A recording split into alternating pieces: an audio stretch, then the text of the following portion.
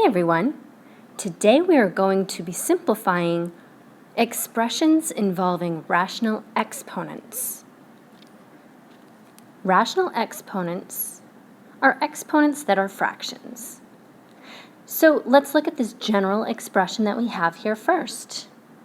If we have any base raised to a fractional exponent written as 1 over n, the denominator of that fraction exponent indicates the index of the radical. So, for example, if we have 36 as the base with an exponent of 1/2, this denominator denotes the index of a radical expression equivalent to the square root of 36. Then we can evaluate our given radical expression. The square root of 36 is 6. Let's look at our next example. Here we have 64 raised to the 1/3. Again, this denominator denotes the index of a radical expression. So here we're talking about taking the cube root of 64. And if we were to reference our perfect cube list, we would know that the cube root of 64 is 4. Now, let's look at this next example. We know in the past that if we have a negative exponent, that means to make the base a reciprocal. So I can rewrite this as 1 over 49 all raised to the positive 1/2 exponent. Then what we can do is take the square root of 1 over 49. Since the numerator and the denominator of our fraction are both perfect squares, we can simply take the square root of the top, which is 1, over the square root of the bottom, which is 7. Now, let's take this last example that we've got here. I have 1/8 raised again to a negative exponent. We can make that exponent positive by taking the reciprocal of the base. So my next expression, I'll rewrite this as 8 to the positive 1/3. And now that I have a positive exponent, we can now take the cube root of 8, since the denominator of our fraction exponent denotes our index. And what's the cube root of 8? 2. Now, what happens if we have a numerical value of the numerator other than 1? This simply denotes the outer exponent. So there are two ways we can look at it, depending on how we want to simplify our radical expression.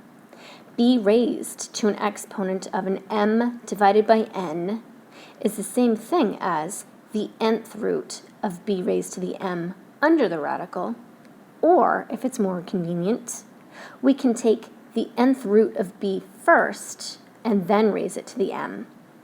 So since both of these are equivalent, we can relate this to this first numerical example. So if you were given 27 raised to the 4/3, you can decide if you want to raise 27 to the 4th first and then take the cube root, or recognizing that 27 happens to be a perfect cube, you can take the cube root of 27 first and then raise it to the 4th. So, what's the cube root of 27? The cube root of 27 is 3. Then raise it to the 4th. 3 times 3 is 9, times 3 is 27, times 3 is 81. So, 27 raised to the 4/3 is equivalent to 81. Let's look at more examples just to get the hang of this. So look at our expression that we have here. I have a 36 raised to the 3/2. The denominator of my fractional exponent denotes the root. Since 36 is a perfect square, I'm going to take the square root first before I raise my expression to the 3rd power. So I'll rewrite this as the square root of 36 raised to the 3rd. Now, 6 is the square root of 36. And then when we cube it, we get 216. Our next example, again, let's look at the denominator. The denominator of our fractional exponent represents the root that we want to take. The cube root of 8, and then raise it to the 4th. What's the cube root of 8? 2. Then we end up with 2 to the 4th. So when we multiply the 2 out 4 times, we end up with 16. Now let's look at this example. The denominator indicates the index. So let's consider if 81 is a perfect fourth. Is 81 a perfect fourth? Sure is. So let's take the 4th root of 81 and then we'll raise it to the 3rd. So the 4th root of 81 is 3, and 3 cubed is 27. So now that we have some practice under our belt, let's review some very important rules for simplifying expressions. First of all, let's review a very big rule. No negative exponents. We already knew that. Another rule for a simplified expression is that no fractional exponents should be in the denominator. And there should be no complex fractions, meaning a fraction within a fraction. And then finally, the index of any remaining radical is the least possible. Let's do some more examples. Now here, we want to rewrite this as one radical expression. So let's get a common denominator from the exponents, since we can express this as one radical expression as long as the denominators are the same. So if I multiply the top and the bottom of our first fraction by 2, and the top and the bottom of the second fraction by 3, I'll end up with a common denominator of a 6 here, here, and here. And then I'll be able to write this as an expression involving one radical. So let's now write this as 4 raised to the 2/6, a raised to the 3/6, and then b raised to the 5/6. So now, reviewing our exponent rules, I can rewrite this as 4 to the 2, a to the 3, b to the 5th, all raised to the 1/6. Again, my denominator of my fraction exponent represents my index. That way, I'll write this as the 6th root of 4 squared, which is 16, a cubed, and b to the 5th. And this would be our simplified expression. Now let's review an example of what to do when we have like bases. Remember in the past, our exponent rules for multiplying like bases is to add the exponents.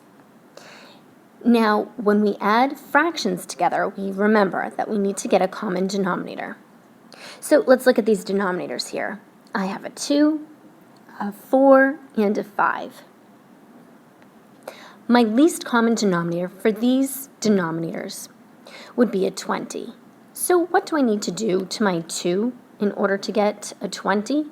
I want to get 20 by multiplying by 10. The second fraction, let's multiply the top and the bottom by a 5 to get a 20. And then the last one, we'll multiply the top and the bottom by a 4. Let's review. I've got a 20 in this denominator, a 20 in this denominator, and a 20 in this denominator. So what we'll do is rewrite this as x to the 10/20ths times x to the 15/20ths times x to the 4/20ths. Now that I have a common denominator for all of these, I can now add my exponents. So I have like bases. So I have an x raised to the 10 over 20 plus 15 over 20 plus 4 over 20. Remember, this is utilizing our rule that a to the 3 times a to the 4 is the same as a to the 3 plus 4, which would be a to the 7. So, right here, we end up with x raised to the 10 plus 15 plus 4 for a grand total of 29/20. Then what we need to do is notice that the numerator is bigger than the denominator. We break this up into x raised to the 20/20 and think of it as a mixed number. What do we have left over? If I have 20/20, I have a 9. So 29/20 is equivalent to x to the 20/20 times x to the 9/20. As soon as you have a component where the numerator is evenly divisible by the denominator, this simplifies to 1. Therefore, we end up with x for this part. And then in this part, I have an exponent that is a proper fraction. See, look at this part, 29 over 20ths, that was not a proper fraction. So if you have an improper fraction, you know that your simplified answer can be expressed as the integer exponent and the leftovers. So my final answer here will be written as x times the 20th root of x to the 9th. Okay, everyone. This concludes our introduction to rational exponents.